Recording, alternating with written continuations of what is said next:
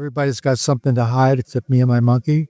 We kind of needed an extra song, and that one popped out to me because of they have a pipe or an anvil or some kind of metallic sound that they're beating on, and it's great percussion effect.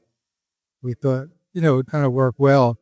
So what you hear on the record is us kind of putting it together. We probably rehearsed it a few times, but we had never performed that song before it was recorded. So, it was kind of fresh and kind of know what it would sound like until it was done.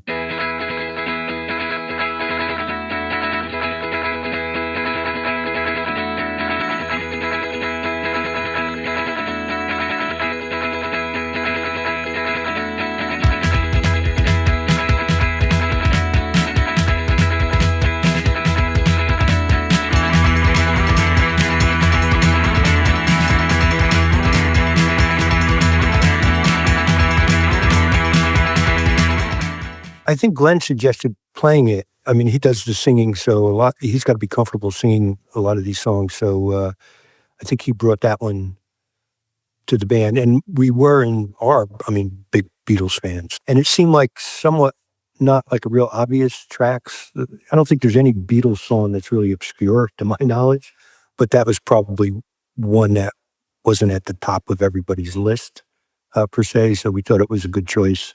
Yeah, well, I was a big fan of the Beatles, but particularly the White Album.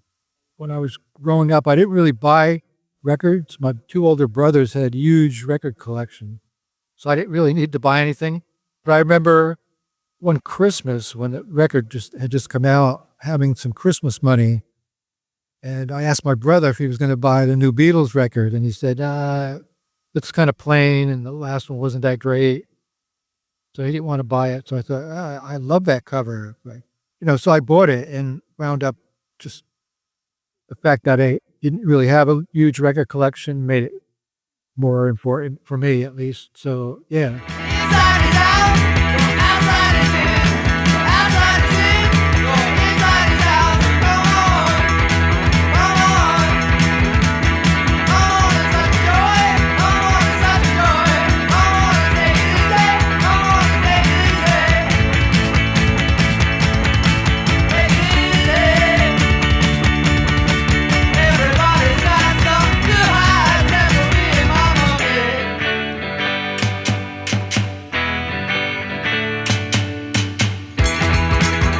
I love the Beatles track, and I like the part that George played, certainly. It's the lead guitar bending sound that, like that. We dropped at it. Well, it sounded like, if you listen to the Beatles, that it's some kind of a pipe or a bell or something, but I can't remember exactly why we started to consider other things for instruments, but that's not really that unusual. I guess we're also big fans of like John Cage and Philip Glass and, all kinds of music. So hitting a coat rack certainly didn't seem like anything unusual. Well, it was more from experimenting with different environments within the studio. We utilized hallways quite a bit. So we were in one of the hallways and the rack was just there. We had some sticks we were going to play apart on wheels. You might as well wheel it over and try it. Glenn did the coat rack, I'm pretty sure.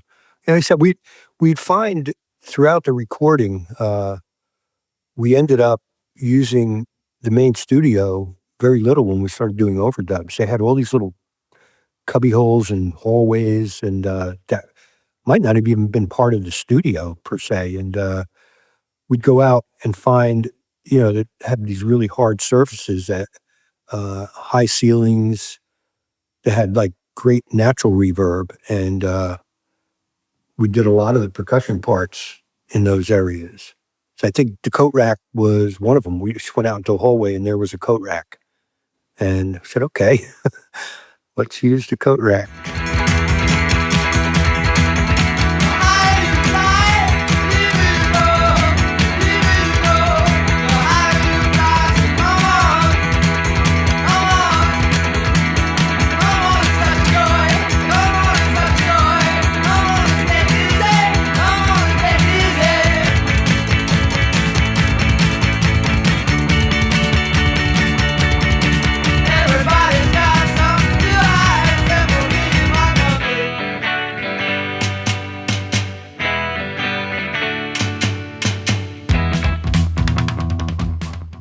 when we started recording Crazy Rhythms, Keys and Anton were in the studio for the first week or so, and then they kind of dropped off. So a lot of the percussion, when we started thinking of parts, we would just go and do. We find a hallway here or there that had great reverb, and just go about adding these parts kind of somewhat quickly when they came to mind. And with the pipe that goes throughout the song, it wasn't quite happening, and I thought it should, in terms of like the rhythm guitar, I kind of had an idea, a good sense of where the accents were supposed to be. So I ended up playing the pipe on that, which was a lot of fun. And then so these sort of like monkey sounds like in the break, which I think I was trying to remember.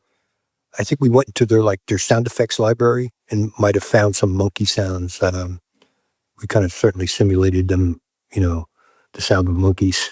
As a matter of fact, did the vocals in the front hallway and had a really expensive ribbon mic.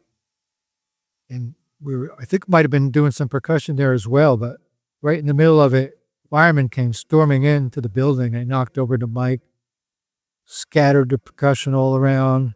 I guess there had been a fire at the delicatessen next door, and they were trying to get access to the fire through the studio. It was pretty crazy. The other thing about Everybody's Got Something to Hide, we wanted the end to kind of sound like rhythmically it was completely falling apart and going south. And I think that was part of the idea behind the arrangement when it got to the end of the track.